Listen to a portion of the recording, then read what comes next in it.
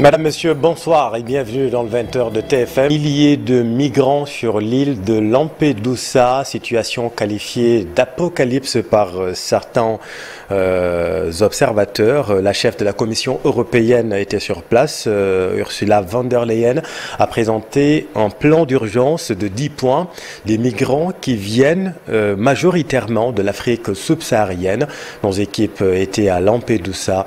Voyons ce reportage édifiant. Augustin Faye. Entre lundi et mercredi, environ 8500 personnes, soit plus que l'ensemble de la population de Lampedusa, sont arrivées à bord de 199 bateaux, selon les chiffres de l'Agence des Nations Unies pour les migrations. Situé à moins de 150 km du littoral tunisien, Lampedusa est l'un des premiers points d'escale pour les migrants qui franchissent la Méditerranée en espérant gagner l'Europe. Chaque année, pendant l'été, ils sont des dizaines de milliers à prendre la mer sur des embarcations de fortune. Dimanche 17 septembre, la Croix-Rouge italienne, qui gère le hotspot, le centre d'accueil de Lampedusa, a indiqué que 1500 migrants s'y trouvaient encore pour une capacité de 400 personnes. Quand je suis entré à l'intérieur en tant que parlementaire, j'ai pu constater l'apocalypse. J'ai reçu le témoignage de femmes qui ont été violées en Tunisie, en Libye, parce qu'elles sont noires. J'ai écouté le témoignage de jeunes Africains qui ont des signes d'armes à feu sur leur corps, des signes de machettes sur leur corps, qui ont subi autant de violences simplement parce qu'ils sont noirs.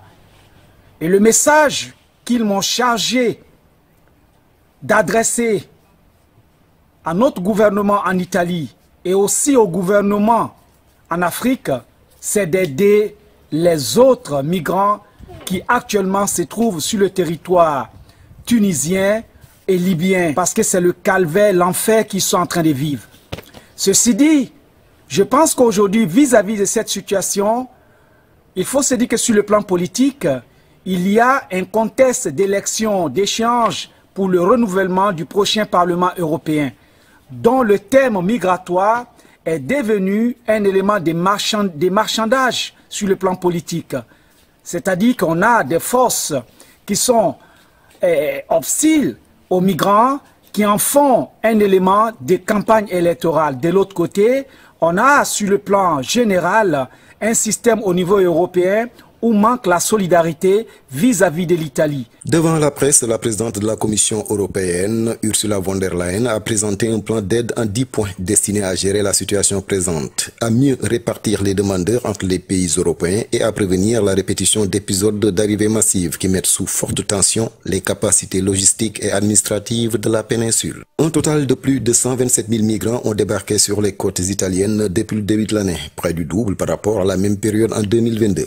Cette crise migratoire a relancé le débat sur le partage des responsabilités au sein de l'Union européenne concernant les demandeurs d'asile. Merci Augustin.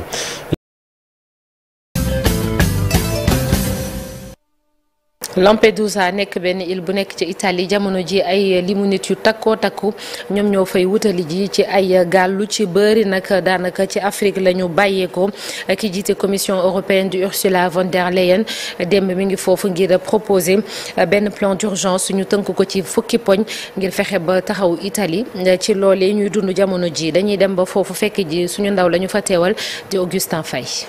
ci diggante altine ak àllarba ci ay bés gi ñu génn lu toll ci juróom-ñetti junni ak juróomi téeméer ci ay migrants agsi nañ nag ci Lampedusa di ab île bokk ci réewum Italie ñu jógee nag ci réew yi mel ni Tunisie te digganteem ak Lampedusa toll nag ci téeméeri kilomètre ak juróom fukk ñu di gis nag li ni mel saa su géej gi àndeek dal bañ a yëngu lool ñu seetlu it ne ña fa jot a teew ci migrants yi demoon nañu nag ba ëpp ñu dëkk ca Lampedusa ñu toll ci juróom benn yi junni naka noonu ñu ci bari nag ñu jot leen tas ci yeneen i diwaan ci réewum Italie.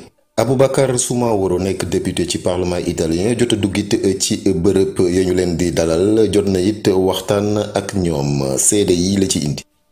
Il se trouve que à l'intérieur bi ma duggee ci biir li ma gis yéem na ma jot a déglu ñi ci bëri nag ca ñoom ñu yëkkati ay kàddu ci coono yi ñu daj ci réew yi mel ni Libye ak Tunisie laata ñuy egg si Italie li ko firndeel it di ay màndarga yi ma gis ci seen yaram ñu di ay góor wala sax ay jigéen kàddu yi ñu ma dénk ngir ma jottali ko moo di rek ñu jàppale migrants ya nekk Libye ak Tunisie ndax rek ñoo ngi dund ay coono yu kenn mënul natt. ci beneen wàllit li ni mel gis nañu ne yenn parti politique yi ci diwaani tugal yi des nañ ci wéeru ci lu jëm ci seeni ay campagne électorale ngir rek jaxase askan wi ñu di xoole migrants yi niki ñi mën a indi ay jafe-jafe ci seeni réew. li ma gis niki député ci parlement italien moo di rek ne Italie dong mënula indi saafara ci li ni mel. li ma gis daal mooy di ne Europe gépp a ci war a taxaw. ci kanamu taskati xibaar yi Ursula von der Leyen jiite commission européenne àdduna nag ci ay pexe ñu tënk ko ci fukki ponk ngir indi ay saafara ci lu jëm nag ci daw làqu yi waaye rek naka la réewum tugal yi nag di lëkkaloo ngir rek mën a wàññi coono yi réewum Italie di daj ci migrants yi di jógee nag ci Tunisie ak Libye. ci xayma yi mujjee bi at bi tàmbali ba léegi lu toll nag ci 127 000 migrants teer nañu nag ci réewum Italie. jërëjëf Augustin Faye teewul télévision Futurs Médias foofu ci Italie.